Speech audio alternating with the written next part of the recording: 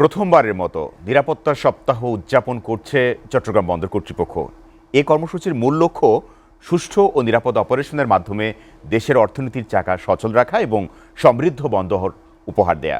বন্দরের কর্মকর্তারা বলছেন, শুধু স্থাপনা নয়, বরং বন্দরের প্রত্যেক শ্রমিক, কর্মচারী ও অংশীজন সবার জানমাল, সম্পদ ও বন্দরের যন্ত্রপাতি সব কিছুকে একই ছাতার নিচে নিয়ে এসে নিরাপদ বন্দর নিশ্চিত করতে এ কার্যক্রম হাতে নেওয়া হয়েছে।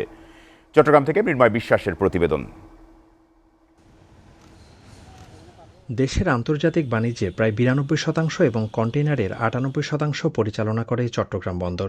তবে চট্টগ্রাম বন্দর শুধু পণ্য আমদানি রপ্তানি করে না, বরং শিল্প কারখানা ও বাণিজ্যিক প্রতিষ্ঠানের বিকাশেও সহায়তার মাধ্যমে সামগ্রিক অর্থনীতির মেরুদণ্ড হিসেবে কাজ করে। দেশের রাষ্ট্রায়ত্ত সবচেয়ে লাভজনক একক প্রতিষ্ঠানগুলোর মধ্যে অন্যতম এই বন্দরে প্রথমবারের মতো পালন করা হচ্ছে নিরাপত্তা সপ্তাহ। সপ্তাহব্যাপী এই আয়োজনে বন্দরের মেরিন, মেকানিক্যাল, ট্রাফিক সহ সব বিভাগের নিরাপত্তা ব্যবস্থা ও অপারেশনের ঘাটতি পর্যালোচনা করে পদক্ষেপ নেওয়া হবে।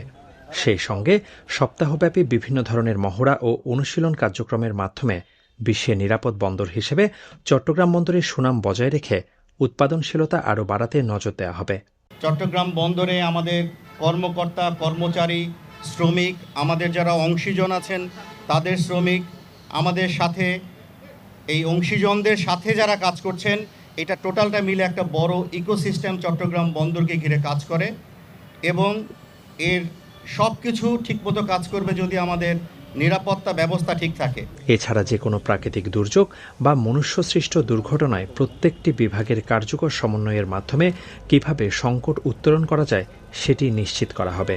আমরা যদি চট্টগ্রাম বন্দরকে নিরাপদ করতে পারি, আমাদের কর্মঘণ্টা যেভাবে আছে সেটা আরও হয়তো বা আমরা এটাকে ভালোভাবে ব্যবহার করতে পারবো, আমাদের যে প্রোডাক্টিভিটি আছে সেটাকে বাড়াতে পারবো।